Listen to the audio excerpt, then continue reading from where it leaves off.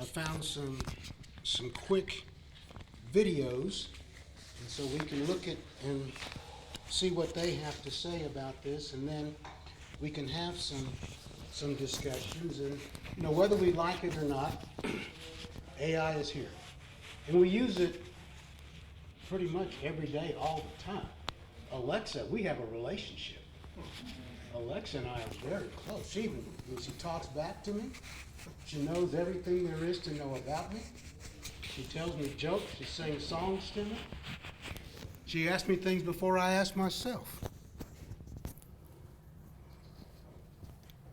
But also think about, can I get on here in a second? Yeah, you just need to connect to the Zoom. Do you have the link? Oh, no. What's your email? Who said that? Oh, I used to get stuff. thad@bts.education.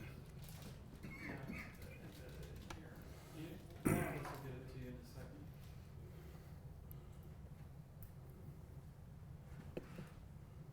So think about all the things that we have talked about today, and particularly, some of the things that that Dennis was saying, and how has education changed over however many years you've been involved in that? Think about when you were in school, what was education like?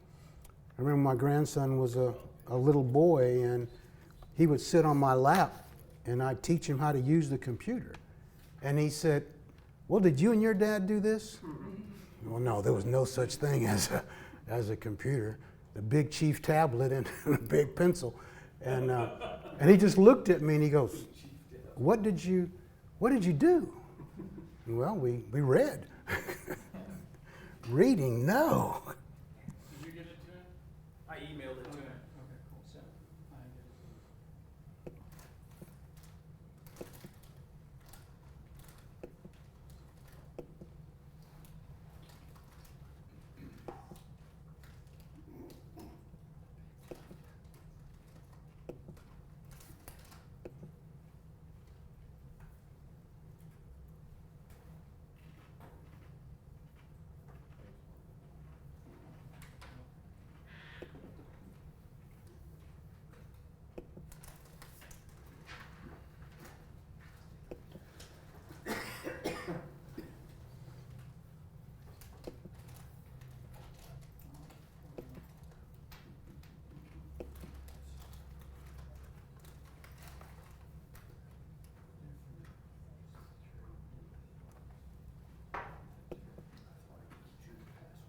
Yeah.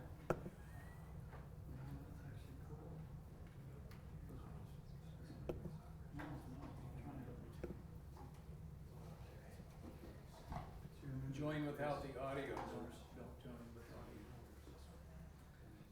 I'm sorry? Did you get on? Yeah. Well, it didn't switch screens. Let me see here. It said I'm screen sharing, but it's not.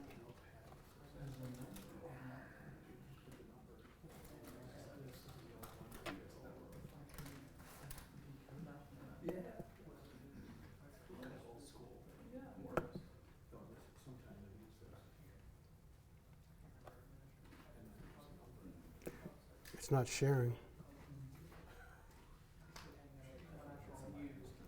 Is that not yours? Yeah, but I switched to I can see the video and it's not sharing the video. Did you share the desktop or did you share the application? Let me see here. Hang on 1 second.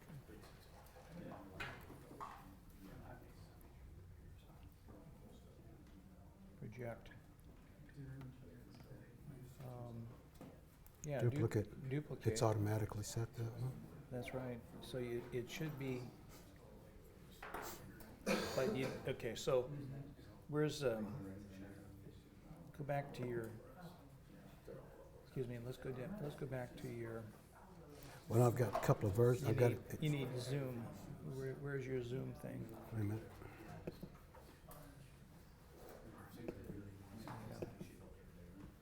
Here, let's see. Zoom. Okay. Where's your Zoom? Wait a minute, let me get back here again. There it is, right down here. Okay, then you go share, Yeah, that's what I see. It's already, your screen sharing has paused. stop share. Okay, now share it again. Now you gotta select the window, just your screen. There you go. There you go. You're in good shape.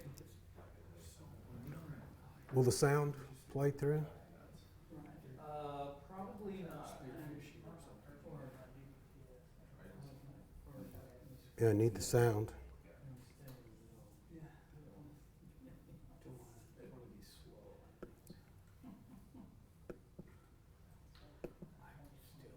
So can we get sound? Can we get? Have you tried to play it? Yeah, he's trying to play it and he's not getting.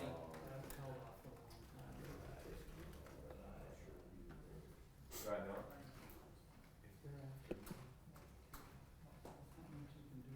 Oh.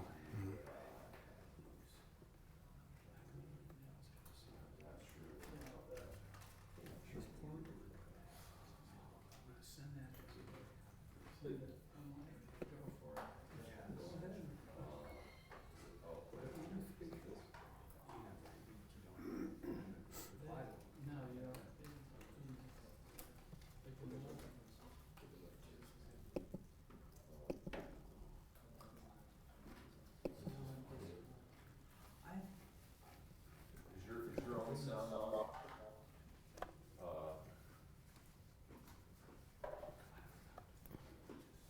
Sorry, our IT person just had tonsil surgery this morning, so we're a little bit. Okay. Okay, there. Well, for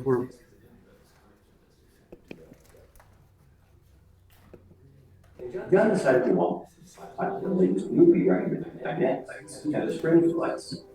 Before heading out, it's a weekend, and John decided to watch the latest movie recommended by Netflix at a spring flex.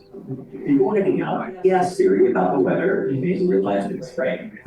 So he decided to take his test over the long journey and switched to autopilot on highway. After coming home from the eventful day, he started wondering how technology has made his life easier. He did some research on the internet and found out that Netflix, Siri, and Tesla are all using AI. So, what is AI? AI, or artificial intelligence, is nothing but making computers-based machines think and act like humans. Artificial intelligence is not a new term. John McCarthy, a computer scientist, coined the term artificial intelligence back in 1956, but it took time to evolve as it demanded heavy computing power. Artificial intelligence is not confined to just movie recommendations and virtual assistants. Broadly classified, there are three types of AI. Artificial narrow intelligence, also called weak AI, is the stage where machines can perform a specific task. Netflix, Siri, chatbots, facial recommendation systems are all examples of artificial narrow intelligence. Next up, we have artificial general intelligence, referred to as intelligent capacity to comprehend or pick up any intellectual skill that a human can. We are happy to successfully implement this space. IBM's Watson supercomputer and GPT-3 fall under this category. And lastly, artificial superintelligence. It is the stage where machines surpass human intelligence. You might have seen this in movies and imagine how the world would be if machines occupied it. Fascinated by this, John did more research and found out that machine learning, deep learning, and natural language processing are all connected with artificial intelligence. Machine learning, a subset of AI, is the process of automating and enhancing how computers learn from their experiences without human help. Machine learning can be used in email spam detection, medical diagnosis, etc. Deep learning can be considered a subset of machine learning. It is a field that is based on learning and improving on its own by examining computer algorithms. While machine learning uses similar concepts, deep learning works with artificial neural networks, which are designed to imitate the human brain. This technology can be applied in face recognition, speech recognition, and many more applications. Natural language processing, popularly known as NLP, can be defined as the ability of machines to learn human language and translate it. Chatbots fall under this category. Artificial intelligence is advancing in every crucial field like healthcare, education, robotics, banking, e-commerce, and the list goes on. Like in healthcare, AI is used to identify diseases, helping healthcare service providers and patients make better treatment and lifestyle decisions. Coming to the education sector, AI is helping teachers automate grading, organizing, and facilitating parent-guardian conversations. In robotics, AI-powered robots employ real-time updates to detect obstructions in the path and instantaneously design the routes. Artificial intelligence provides advanced data analytics that is transforming banking by reducing fraud and enhancing compliance. With this growing demand for AI, more and more industries are looking for AI engineers who can help them develop intelligent systems and offer them lucrative salaries going north of $140,000. The future of AI looks promising, with the AI market expected to reach $190 billion by 2025. So on that note, I have a question for you. Artificial intelligence is about. So now, how many of you were operating during COVID? Did you gain or did you lose students? Okay. We gained over 120 brand new students during COVID. We were ready for video conferencing. We were already doing video conferencing. Now, our professors ready for video conferencing as Dennis said. You know, we're not in that stage anymore where you're going to stand up here and just lecture. Now, you've got to be interactive with your students.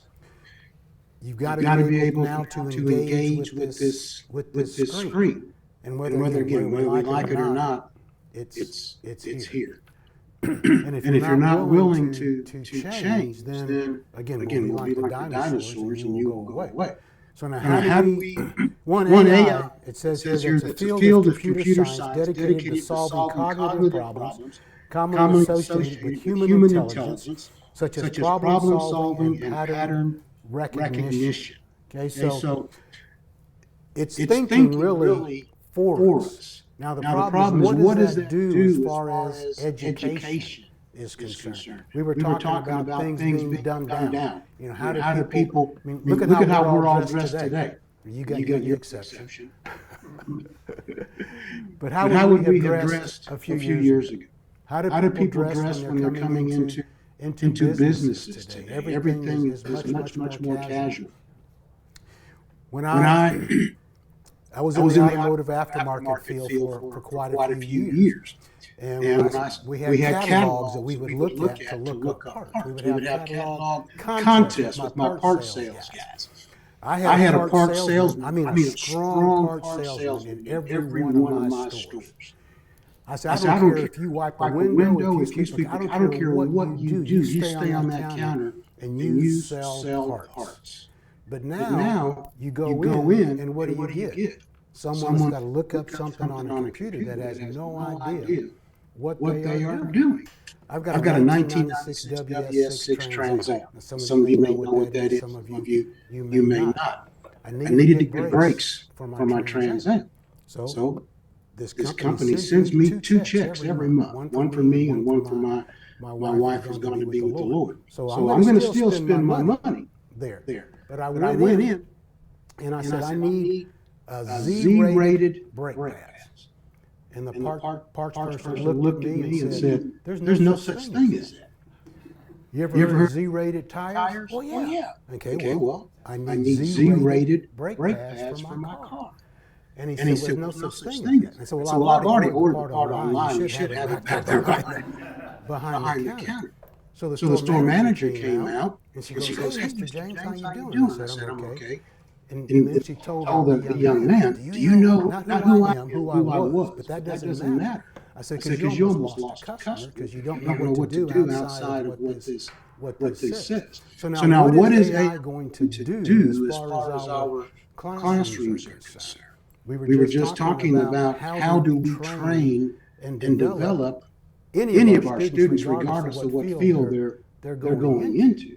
And now what will AI do to that. So I've got a couple more here that are dealing more specifically with education.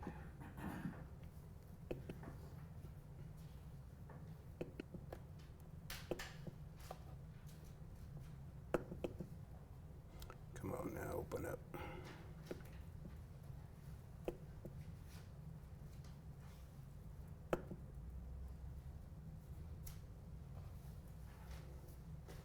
Attention retirees, if you're willing to be at your computer from 9 a.m. to 10:45 a.m., how will generative artificial intelligence like ChatGPT change education and academic research? Teachers all over the world are talking about the challenges and possible benefits of using AI in their work. Some see the benefits of the technology's ability to process information and data, which can provide a basis for deeper critical analysis by humans. Others are concerned that students might rely on AI to produce work and effectively cheat. do you think students should be allowed to use generative AI before a policy is confronted? Well, I would say directly no. At leading Swedish university, then teachers decide which students can use AI to help them with assignments. Rachel Forsyth is the project manager and the strategic development office there. So we didn't want a ban. So permissive approach, if you can use it, as long as you're certain that the assessment is not valid, which we've got that we can assess the outcome we're meant to assess, and that it's secure, which means that the student, we know that that student will do the work that we're expecting. And that's not always easy. That will do over time. Similarly, the University of Hong Kong is allowing ChatGPT within strict limits. Launched by Microsoft-backed OpenAI in November 2022, ChatGPT has become the world's fastest growing app to date. Generative AI tools like ChatGPT draw on patterns in language and data to generate anything from essays to videos to mathematical calculations that superficially resemble human work. The United Nations Educational, Scientific and Cultural Organization, UNESCO, recently launched what it says is the first global guidance on Gen AI in education. It outlines steps to take on areas such as data protection and revision of copyright laws. It also urges countries to make sure teachers get the AI skills they need. Professor Kostum Bhattacharya at Stockholm's KTH Royal Institute of Technology says students should not be allowed to use the new technology before a policy has been formulated. Because, in my opinion, this will really impact the learning system. Because right now, the knowledge is being gathered through reading books or reading different research articles or any that kind of discipline information is generated artificially. So if students rely on AI to produce work and effectively cheat, worldwide the software Turnitin has for decades been one of the main ways to check for plagiarism. In April, it launched a tool that uses AI to detect AI-generated content. It has provided that tool free to more than 10,000 education institutions globally, although it plans to charge a fee at the start of 2024. So far, the AI detection tool has found that only 3% of students use AI for more than 80% of their submissions. That's according to Turnitin data. Some students say there is still a long way to go before AI is properly useful. UNESCO's latest guidance also flags that generative AI will deepen societal divisions, as educational and economic success increasingly depend on access to electricity, computers, and internet that the poorest do not have. UNESCO's Assistant Director General for Education, Stefania Giannini. Technology is achievement. By itself is not for the better for you. It's a way to use this technology. And then we need an ecosystem which can be really built up, which can be reshaped for the future.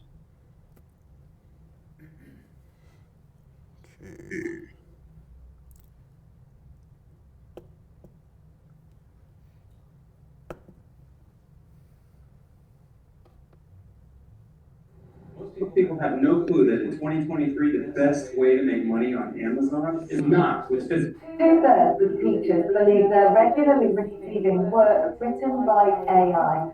But is it a good thing or a bad thing? And what effect could it have on the future of education? I would say a large portion of the Let's start with basics. In case you think artificial intelligence uses computers and software to mimic the problem-solving and decision-making capabilities of the human brain. In 2022, the launch of one such software, ChatGPT, took the internet by storm. The online chatbot can generate realistic responses in an instant, making it a tempting tool for tech-savvy students. But there are numerous AI programs at students' disposal which can Generate ideas, compose essays, conduct research, improve grammar, translate language, and generate artwork, to name but a few. I use it a lot for online homework, revision tools, day edition support, maybe I don't want to teacher or it's something that she can't give me. So are these nifty resources used for good or for more underhand means? Well, the one thing that's had the most airtime is cheating. Concerns over cheating have led to software like ChatGPT being banned by certain education boards in the US. But what's to stop pupils using AI to do their work at home? This is the topic that students use AI to writing essays. Now, plagiarism is nothing new, but the sophisticated nature of AI tools, which can write essays in a matter of seconds, has created new challenges for teachers, with around 1 in 10 teachers admitting they can't tell the difference between work completed by their pupil and AI programs. The problem some teachers say is that young people know more about this kind of technology than their educators.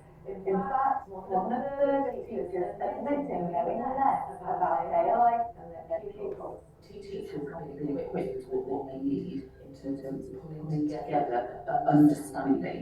So they need that support so that they can spot it. And what about safeguarding? The rise in availability of AI tools for young people has raised concerns about online safety. It's not an actual person finding students. Moderation of the content provided by AI platforms still has some way to go, meaning young people could potentially be exposed to harmful, biased, or discriminatory content.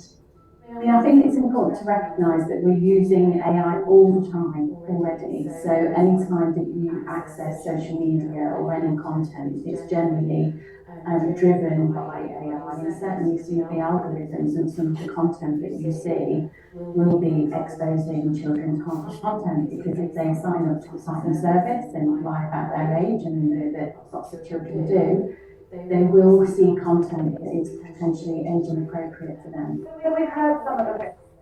Is it all bad? 100% helpful if they're in rural lives. Artificial intelligence allows us to gather and analyse large amounts of data faster and more accurately than ever before. What that means for education is that it has the potential to enhance efficiency, identifying knowledge gaps, giving instant feedback, recommending key resources, and personalising learning for the individual. In fact, a survey of pupils found 68% believe they're getting better grades as a result of using AI, and 49% believe excluding it would have a negative impact on their education. It's even been suggested that AI could help bring learning resources to students in remote or underserved areas, which all sounds great in theory, as long as it's used in earnest. But students aren't the only ones to reap the benefits. AI has the potential to make teachers' lives easier in some respects, from automatic marking to analysing student performance and even detecting plagiarism. AI offers the possibility of streamlining admin, giving teachers back that precious commodity, So how can we strike the balance between the harmful and potentially positive impacts of AI? According to teachers, the answer is regulation. A recent survey found 41% of teachers believe there needs to be better regulation of AI in education, and 31% of them think the government needs to step in to police its use. I think government have a really strong role to play in regulating AI. We don't want to be in the same place that we were in with social media back in 2004, 2005. Secondly, there have been calls for better training for teachers. How can they learn from it? How can they get better understanding of concepts? But actually, what is cheating, what is practice? According to the government, there needs to be more research. The government spokesman said artificial intelligence has the potential to transform education, which is why we have launched a call to evidence to learn more about both the benefits and the risks that it could bring.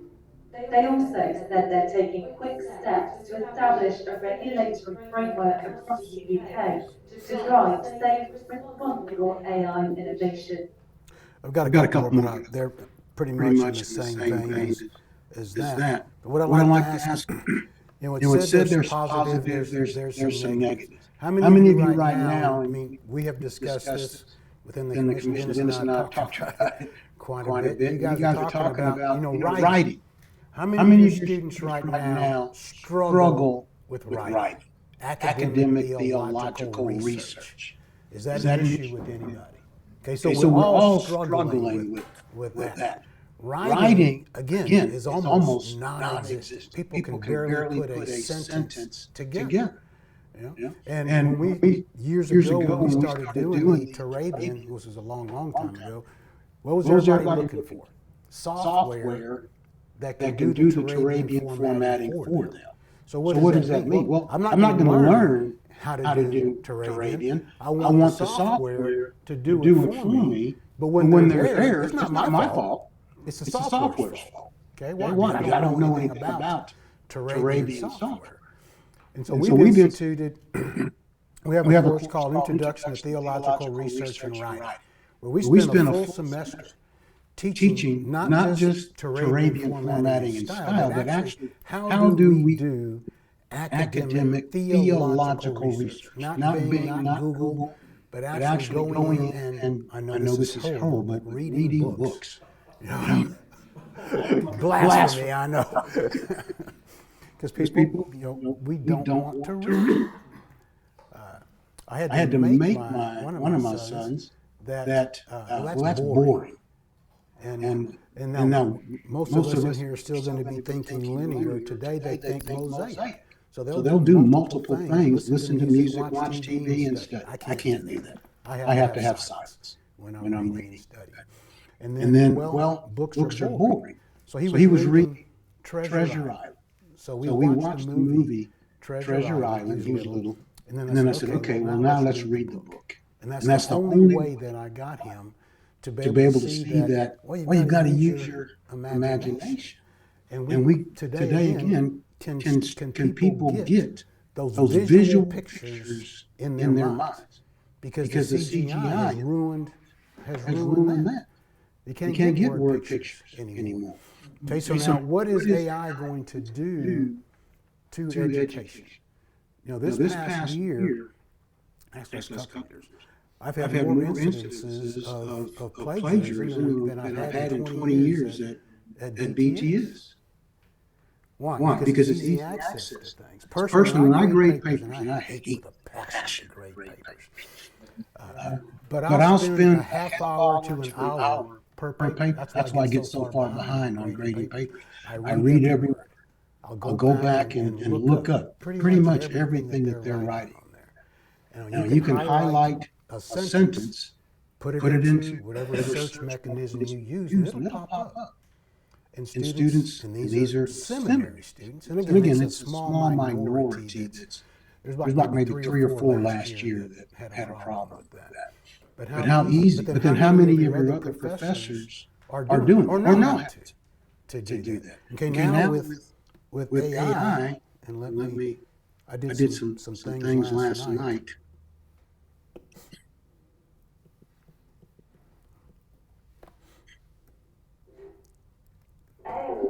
doesn't work well enough yet to pose a threat that is. Let me delete close all these out here.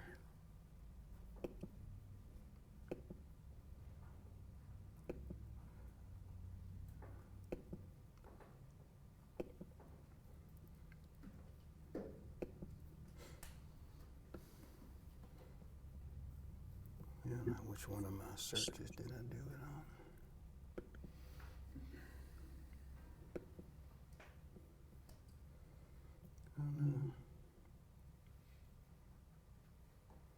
Well, let me just pull it back up here.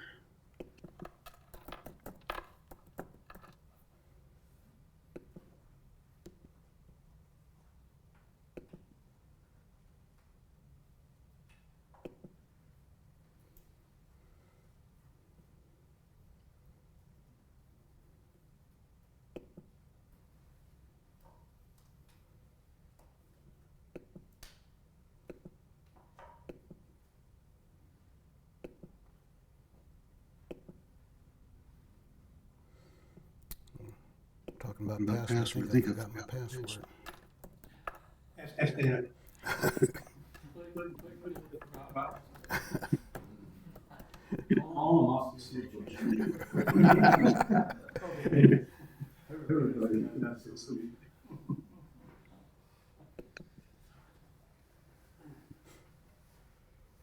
You got some fire on here already. It's got some tab.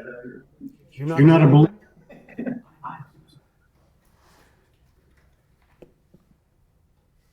Come on now, what's happening?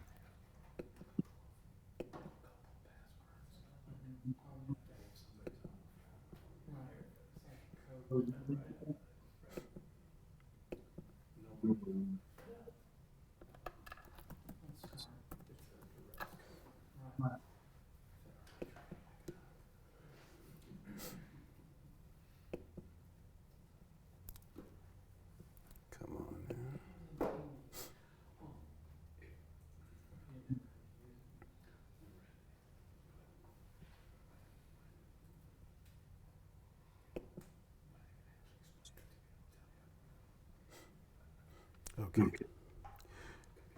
Okay, so I asked it about John 1:1, and all I did was just put in. This might not show my question here again. Let me. Okay. So I had taught examination of John 1:1. In the beginning was the Word. Okay, so it gave me this. Is that? I can make it. There we go. Okay, so it gives me an abstract, an introduction there. And then again, one of the most well-known theological verses in the New Testament, a prologue to the Gospel of John. It gives me some historical, the theological significance, the relationship with God, the deity of the Word, and then some different interpretations here. The contemporary relevance of it, and all I did was just put in just broad. I didn't get really specific. And then the conclusion. Then I said, write a paper on 1 Peter 2, 9 and 10 with footnotes. Okay? So again, it gives me some introductory information here. Historical, literal context, authorship, and date. Who were the recipients? What was the purpose? And this is all pretty good. Okay. You are a chosen race, electon. It kind of explains the chosen race. It goes back to Exodus to see that this is the same thing that was said to the Jews is now being said to the Gentiles. And then 1 Peter 2:9b, a holy nation, a people of God's own possession. What is holy nation? What does it mean to be a people of God's own possession? You were once not a people, but now you are God's people. Now all you guys know there's a whole lot more that can go into that. But for a surface search, this is pretty good. So what are your theological themes? Believers are described as a chosen race, a royal priesthood, emphasizing their unique identity in Christ and their role as God's representative on earth. What is the missional calling, the contemporary application, and a conclusion? Okay, and then it gives me some footnotes and some references there. Okay, And now on this one, I said write a 4-page paper on justification by faith with Turabian footnotes. Okay, so I got a little bit more specific there. Okay, so then it gives me, okay, there's the abstract, the introduction, historical development. Okay, so the early church fathers, the Reformation, Council of Trent, okay, then some biblical foundations, theological implications. The doctrine of justification has been understood both in legal terms, where believers are declared righteous before God, in relational terms, highlighting the restoration of a right relationship with God, assurance of salvation, sanctification, contemporary relevance there, then a conclusion, and look at the footnotes. I'm sorry? Oh, I didn't go back and count that now. The footnotes are not, it doesn't look like a number 10 font, so we don't know Turabian quite well instead of a 12 font. But look at how easy that was. Now, did I learn anything from that? Now that I'm familiar with everything that I asked him for, but it taught me a little bit. Did it teach me what I need to know? And then what did I not get out of that? And is this going to stick with me? Is this going to stick with me? And if I'm going to talk to someone else about this, again, can I do that? Remember? No. Back when I was... don't write that well, so I know it's them if they're writing it. That's one thing, because it said in one of the previous videos about not being able to tell if, who did it. Well, if you know your students, and even if it's a first-time student, well, you're going to know. Well, and someone said that we're not getting Bible college graduates anymore. So most of them, and they're not going to get this type of knowledge and understanding in church.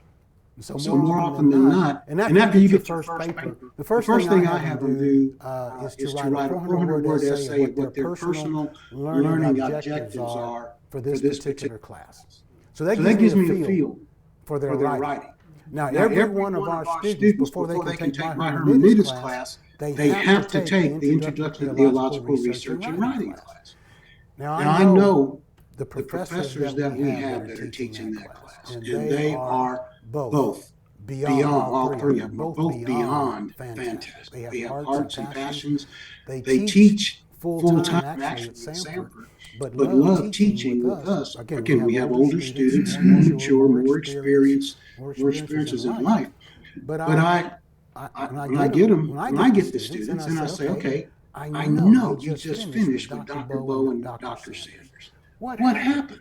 Did you just Turabian just fly through your head and you forgot about it? When you come, or you just don't like me, and you don't want to use it in my class. So how quickly these things evaporate out of their minds? How much is sticking to it? So again, you can tell pretty quickly if this is from a student or if it was from something else. And so the struggle is what is the learning process with AI. And then now as a body here, now what we've done, and I can type something in here if you want to try something to see how quickly it brings it up. Anybody have any ideas on something? Write 10 objectives. Hermeneutics. Using higher critical thinking. Wow. I'm not good at typing. Okay, right. 10. Ich kann Deutsch sprechen. Ich habe viel vergessen. Ich kann schon sprechen ein bisschen. Write 10 objectives for a hermeneutics class.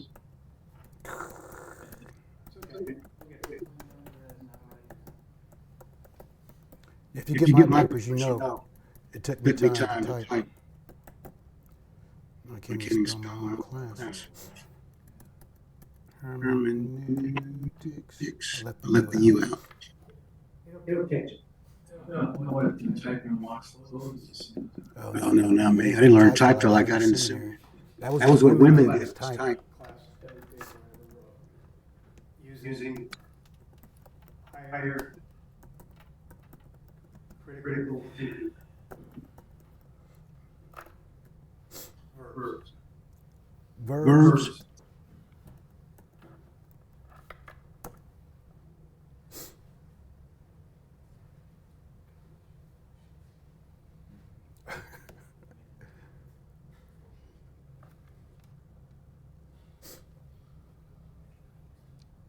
Okay, evaluate the historical and cultural context of biblical text to uncover the original intended meaning.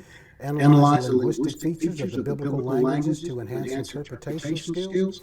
Compare and contrast different hermeneutical approaches such as historical, critical, literary, and theological. Synthesize various exegetical methods to develop a comprehensive understanding of a biblical passage. Construct well-reasoned arguments for the theological significance of biblical texts within their broader biblical context. Appraise the influence of literary genres and forms in the interpretation of biblical literature. Assess the impact of authorial intent in the interpretation of biblical passages. Examine the role of tradition and historical theology in shaping biblical interpretation over time. Formulate hermeneutical principles that integrate contemporary relevance and ancient biblical wisdom. Generate critical responses to challenging interpretive issues such as biblical contradictions, ambiguities, tensions, with sensitivity to ethical implications. That's So you can replace mine. Now, I do all this stuff in my class, but this is good. This is really good. What more would you ask for as far as that particular class is concerned? And look how it's almost faster than Logos as far as looking up. Does it learn because of other questions that you have asked? Does it learn from you? It's all coming. It's searching through the internet. But I think I'm asking, is it learning from the types of questions that you ask, the types of answers that it can be produced? It follows a thread. You can actually have a conversation. It remembers what you said before, but it's not learning from you. It knows what you're thinking because it's following the thread.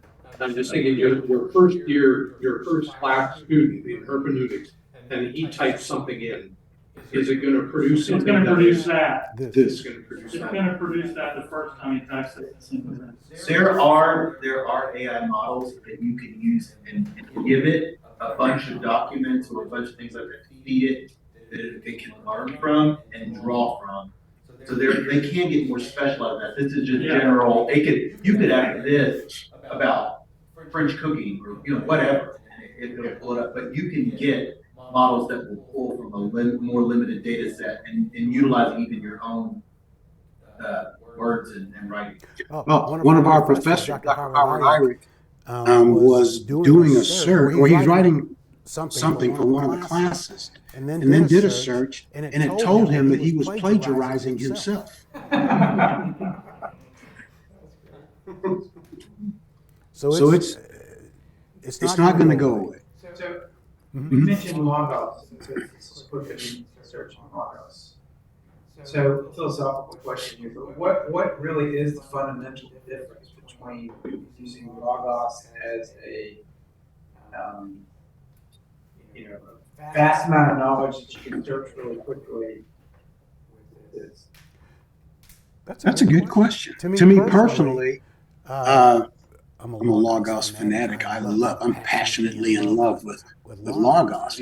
But it's a research tool, which this also is a research tool. But you're still going to have to do some research in Logos versus this just kicking out information for itself. Logos is not going to do a paper for you. You have to go and research the content, research the different resources that are in there to put them together. This will do a paper for you. Logos is not going to do a paper for you. It'll give you information, but you have to put it together. Yes, sir. And some of it comes down to what is your intention in using it, right? Like if you say write a 4-page paper and then you copy and paste that and turn it in, you're plagiarizing. Right.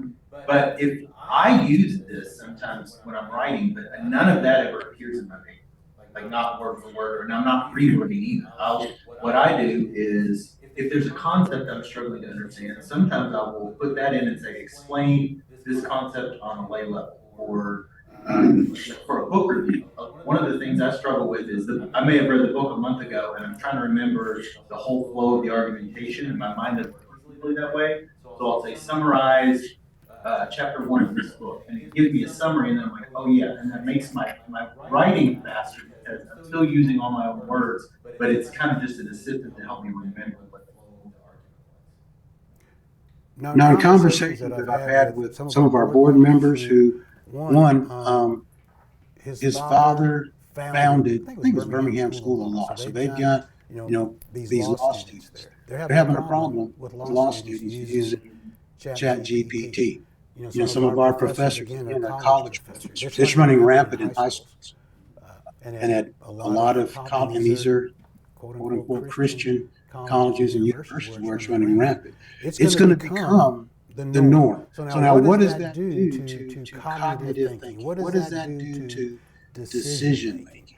A quote that I use, and I always ask this question, who said how great it is for leaders that men do not think? And I come up with Churchill and all these fantastic names. At the end of the day, with Adolf Hitler. And where is our culture today? I don't know, sometime in the last 20 years or so, 15 years, it's become against the law to think. You ask someone to think or ask them a question, and you just befuddle them. They don't know how to respond to that. And so this. Sometimes it's not just thinking of it, it's the perception that people think is morality that you have to believe those subjective truths as opposed to objective. Well, last week when I was teaching the D-Min, we just got like almost 30 brand new D-Min students. So I teach the first class on research and design. And any of you familiar with Robert Pasmino? Great as far as education is concerned. So I have him doing his book on doing theological research. And in one of the chapters, it deals with using your imagination and what was the other word? Imagination, and I forget the other one now. And so all of my TR students were just, oh, you can't use your imagination. That's just or being creative. And you can't do that. And I go, well, I think the parables are, Jesus used his imagination in the parables. He used some creativity in the parables. But, I mean, they were just hard against thinking outside of, I'm locked into here. Well, yes, the Bible says that, but the Bible still is creative. And so do we lose that creativity? Do we lose that ability to think? It's so easy. Again, I'm a person, I like whys. Why did you do that? What was your thought process when you were doing this? People can't give you an answer. Take the example of me using some knowledge. I never heard of ChatGPT until like 6 months ago. We had a student, another teacher who knew all about it. And we had this student before, he knew what his writing sounded like. And then, lo and behold, here's a paper that's got pretty good. It's like, okay, something's going on. He prompted the assignment prompt into ChatGPT and outspit. Basically, he wordsmithed it a little bit. We caught him, and Dennis helped us navigate what to do. And, it turned out to be a very good growth experience for the student. All is well now. So I was like, what is this thing? So I started playing around with it, and someone said, well, you can type in all kinds of, give me a sermon on whatever passage and quote Barack Obama and, Desert Father and so, and it'll do it. I was like, what is this? So I have started using it a little bit, and I'm like, okay, is this okay for me to be using this? We were saying, I don't know. This is a whole new territory for all of us. Me personally, I was using it in an ecclesiology course, interested in early church fathers and connecting the views of the Trinity and ecclesiology. So which one would connect the doctrine of the Trinity with the doctrine of the church? And so I just started entering that question in, and it spit out something about, well, what about this, patristic father? And it was just this conversation back and forth. And I must say, I learned through that experience good stuff that I could then verify with other resources that I have, but I have to say, like. But look what you just said. You went back and you searched the scripture to see if what it said was so. How many students are going to actually do that? I mean, I had a hermeneutic suspicion towards the things. I don't know if it's feeding me a line of bull or where it's like, what source is it drawing from? The validity of the sources is Right. Yeah. caution. Right, like I don't know where this is getting this from. You ask, it might be different. Yeah, true. So anyway, but I have to admit, like, okay, I know a little bit more about patristic and, church fathers and how they. And I'm not going to cast just a blanket bad look upon ChatGPT, but in use your superpowers for good and not for evil. Yeah. And so, what's the potential now with students as far as this is concerned? We're all, our goal, our aspirations, our desires are to help them to grow in their relationship with Jesus Christ. To be better, be more full, as Dennis was saying, are we preparing them for this world out there? And then when you come across something that you really don't know anything about that you're struggling with, is this going to be my solution to it? And it's only one aspect of many. There was things in here about using AI for facial recognition. I was watching a show the other night. Okay, I don't look like you guys. Okay, and I'm accustomed. I grew up like this. When I was in Sunshine, Argentina, I was the only black person in the whole city.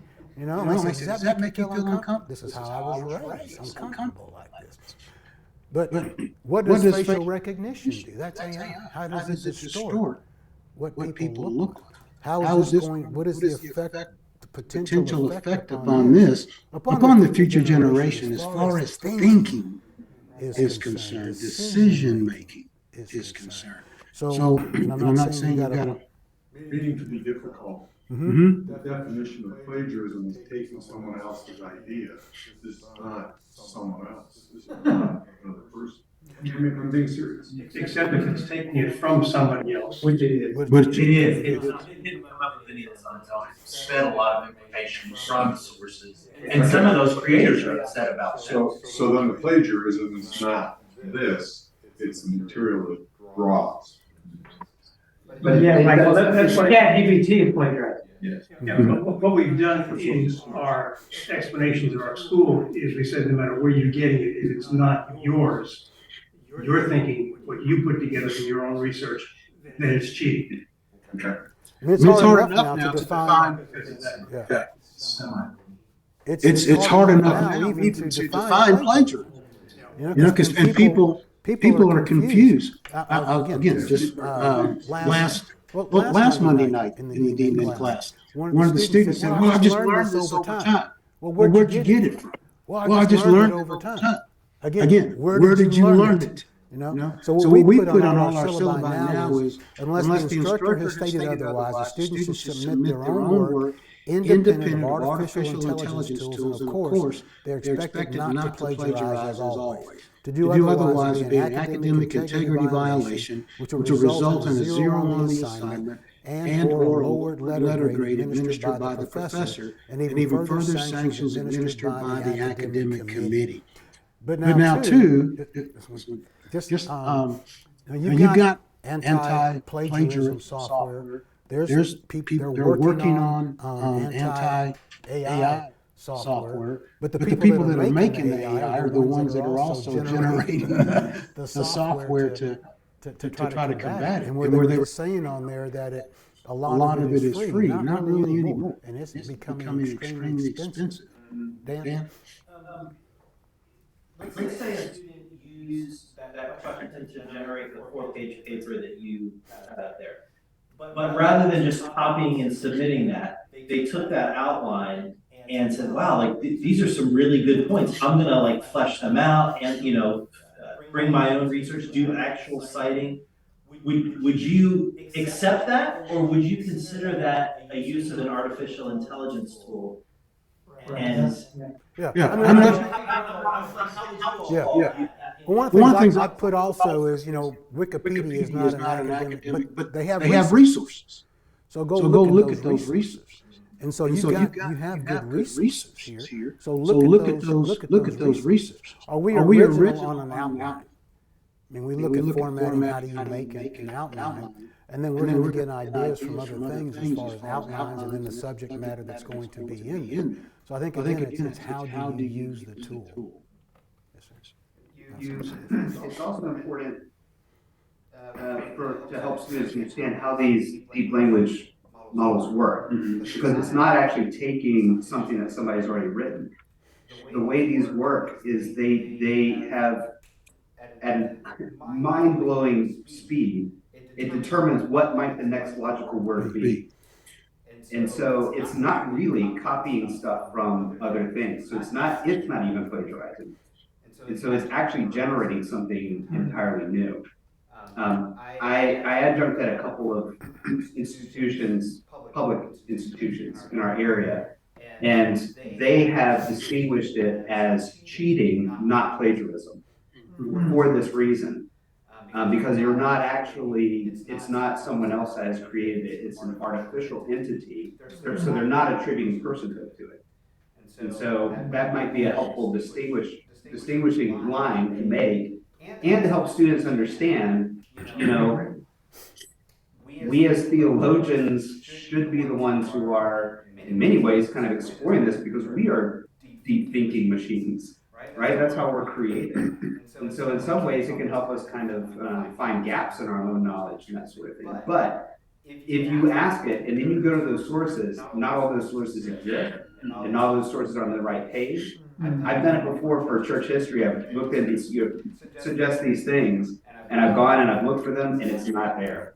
And I think in our dissertations, that disappointed me so much was when I was doing research in my dissertation. To go back and see what someone cited, go back to the original book, and it's not there. Or it's been reworded to suit whatever their agenda was. I found so much in regards to Augustine Seagatha was misquoted, just horribly. And some, I read this one, it was more like a monograph. I just kept reading it, then I'd stop, step away, go back and read it again. I could never find that sentence that this other person quoted in their book. So that's good as far as this. Yes, sir. Do you have any recommendations on softwares for TAs or instructors or administrators to run papers through to see if it has any AI generated background? One of our board members is in the process of doing that now. What software out there? But again, just like ChatGPT is ever changing. And now there's so many other AIs out there also besides that. It's constantly in flux. GPT-0 is a free tool that you can use. You can put manuscript into it up to 5,000 words, I think, for free. And then beyond that, you have to pay for it.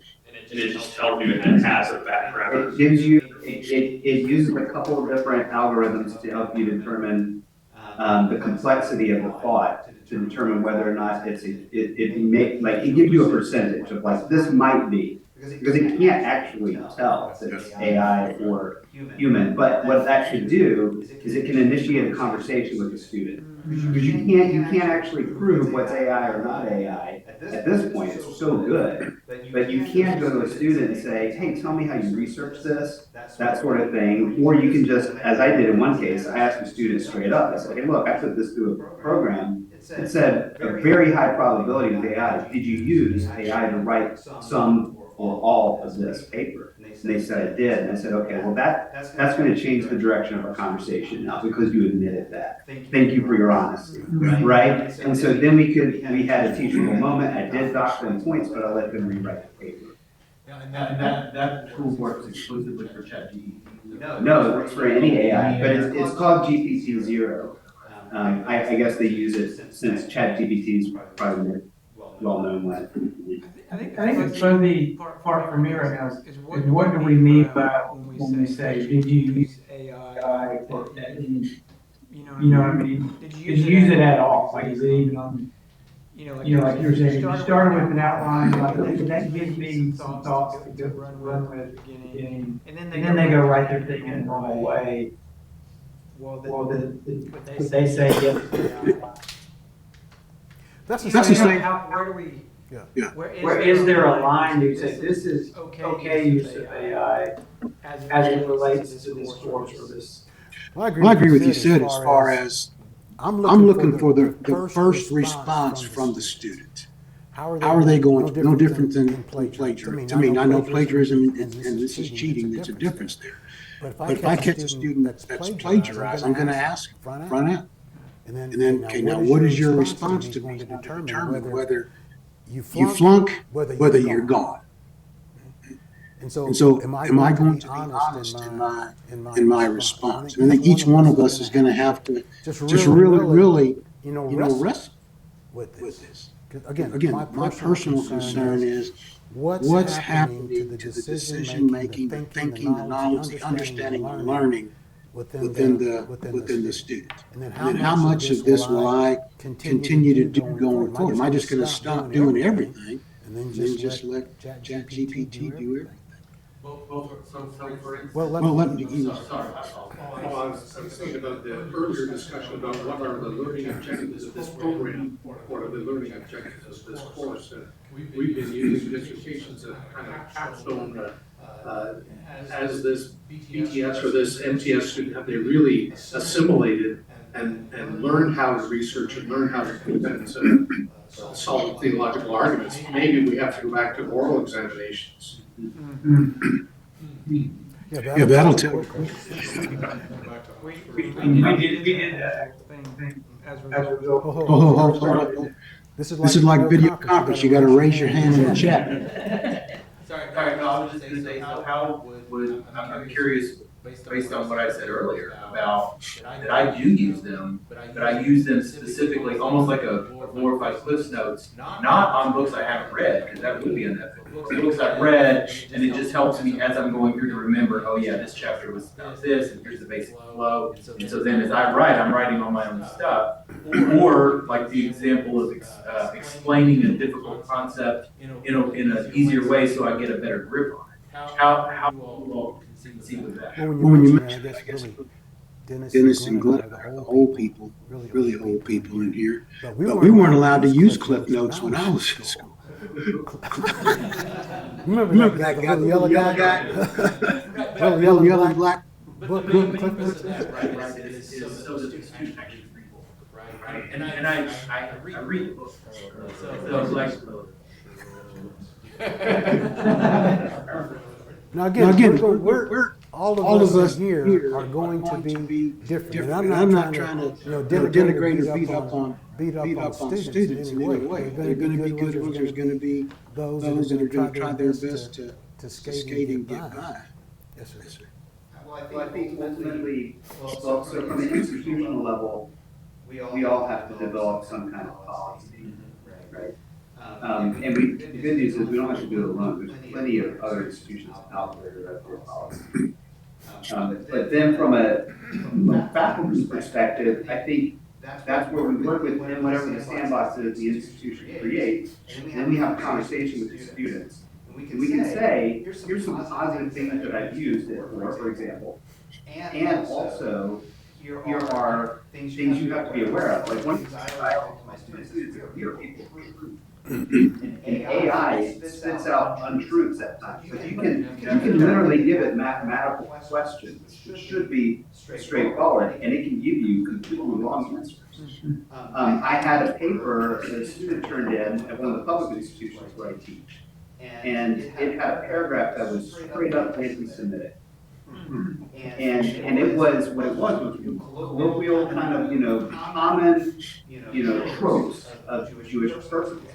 And that's how I caught this student, and when they were caught, they had no idea that was in the paper. It was this student. What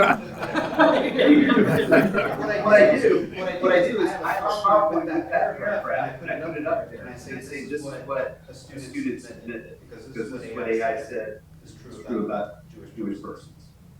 And and I just tell them this is not okay. So I think engaging in a conversation, here's how I can help. and also be aware of this reality. And as people of truth, we have to hammer this home for our seminarians. You're going to be representing capital T truth, right? And so you have to learn how to handle the truth. And this thing is not always going to get you there. How's that following with 1 Corinthians 10:31? And 2 Timothy 2:15, study to prove. Now, again, what we did when I had the faculty meeting with our professors back in the spring, I had one of our professors that she's heavily engaged. She teaches at Stanford actually, and was already doing some research on the AI. So I had her present at the faculty meeting, and then just like we're doing, engage in conversations with our professors. Some are going to be aware, some are not going to be aware. Some are going to grade differently than others. Some, everybody gets an A because they show up in class. So you got to be, how do you handle those outliers that aren't going to be doing the reading and the studying and grading papers in the way that they should? Talking about grading, please, has anybody been tempted to use that marker paper? I tried it, because I heard somebody tell me. I just wanted to see what it did. We didn't work on it. It didn't do so good. I just did plug it in ChatGPT, and it didn't do that great. And then I put the same paper in twice and got significant. This is the same thing twice. That would happen with us. True. So there are, my wife's an educator as well, which I mentioned earlier. And so some of her colleagues they don't use ChatGPT because that's going to be pre-version 3.5. The 4.0 version is significant more much better, you might understand. But there are other programs that use the API for that. So they bring that in, and you can feed it certain outcomes, learning outcomes, like a rubric that it's supposed to look for, and it can give you an idea of how it is. So if you have a whole lot of students, that can help kind of move things along more quickly. But just putting it in a ChatGPT, you should not. That wouldn't get you. I put it in the rubric. We have a rubric, and it gave me numbers. Right. What I'm saying is, you need something that is specifically designed for that. Yeah. You need rather than this language learning. Gotcha. No, as we've been talking about these things, I'm drawing several conclusions about it. Three in particular with regard to how seminaries and professors and faculty and administrators relate to it. I think that we need to be aware. We need to have an awareness about it with regard to faculty administration, but also to make our students aware of it. Don't simply demonize it. And make our students aware of it, but also I think we need to have cautions with it.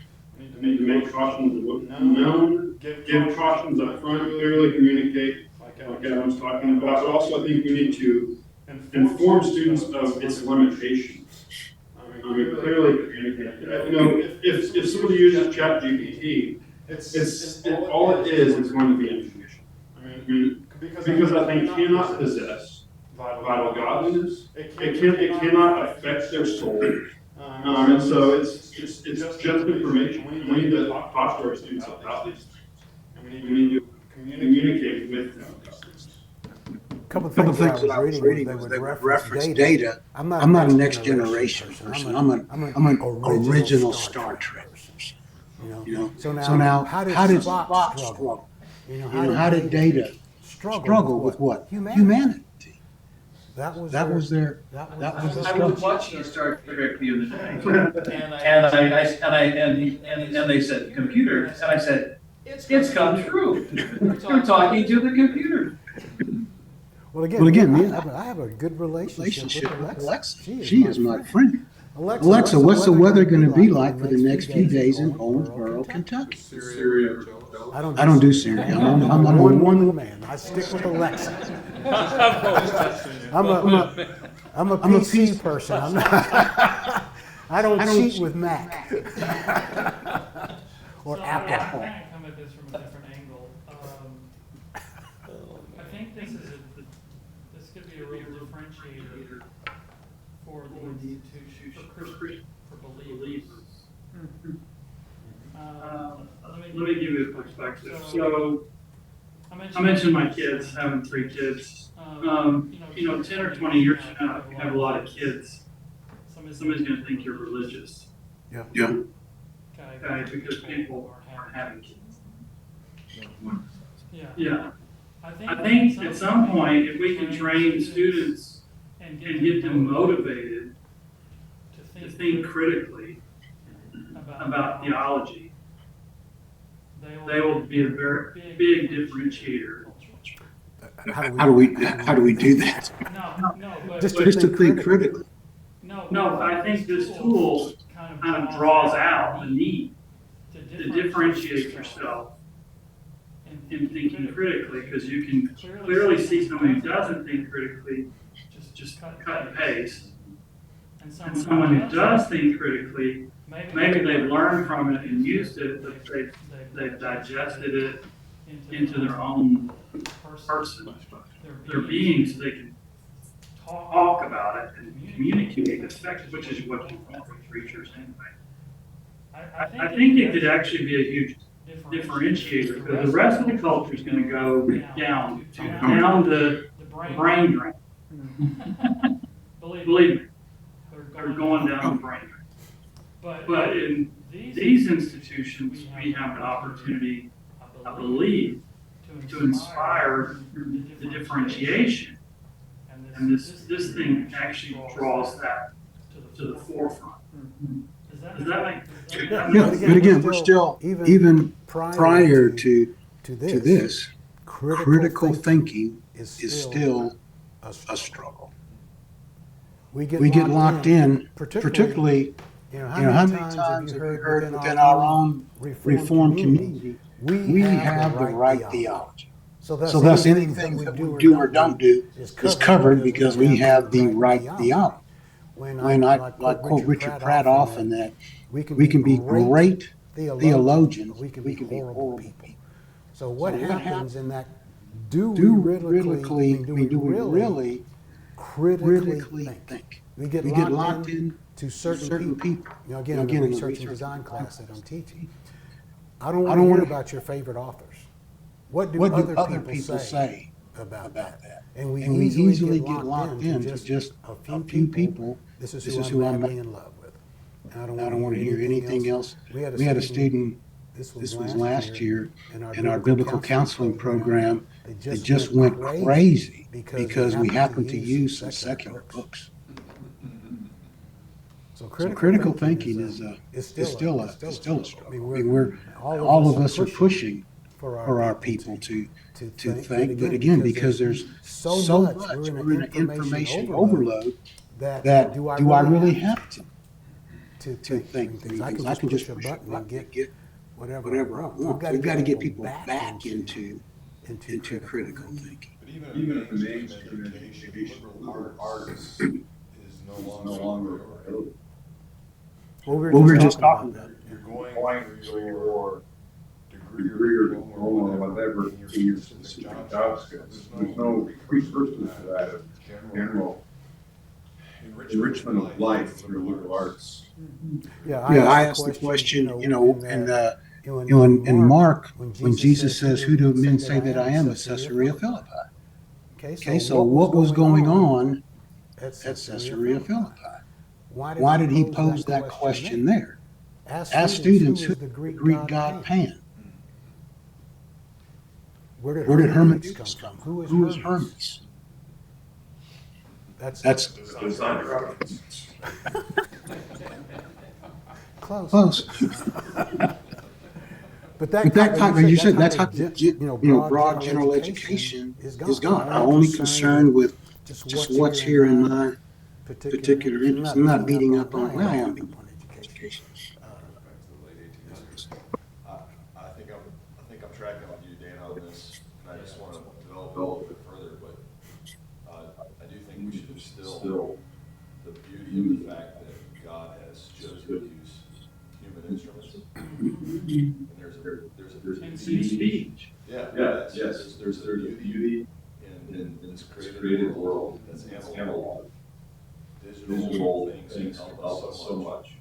But God is revealing himself in analog means. That is ultimately, I think, as the culture train moves in one direction, I don't know if they'll stay there either. Because that world is pragmatic, it's ugly, it's fast, shallow, cold. I think there's so much beauty in what the way God has made His Word become a human instrument. So I think that's the beauty that's in this analog, preparing for sermons, understanding for ourselves the Word of the Bible. That's ultimately, yes, preaching the gospel from a human instrument will always be the beautiful way that God has used to bring His kingdom. It goes back to Kyle's devotion this morning. But we gotta get at our students' hearts. Right. Not just what are you, why? Why? Okay. I know for some of us, why is time crunch, overload, you know, I don't have time to go read 3 more books on this. Give it to me. Yeah. One It's just like our culture is do so much in such a short amount of time. It makes the best thing. Theological study is not about efficiency. No, I know, I wasn't. Yeah. Stating the next part. Yeah. One of the biggest things I see as counseling students and people in different ministerial areas is a saying or so when I was training my managers and assistant managers in the stores that I had was proper prior planning prevents poor performance. Now, when God saved me, He took that other P out of my mouth, so I can't. Profanity hurts now when I hear it. But what do we not do in ministry? We don't plan. We just kind of like ping pong balls, and we just kind of bounce back and forth. And the hardest thing to train people in the ministry field is what do you do from the time you get up in the morning to the time you go to bed? Do you plan? I don't say you got to plan every hour of the day, but you got to plan what you are going to do. And again, where your money is, what do you invest in? What are you invested in? And it's just hard to get people to plan. Our DMin students, you've got to have a full day that you commit to your research. And then you're not going to, you tell them, I was excited if I had 3 pages done in a day.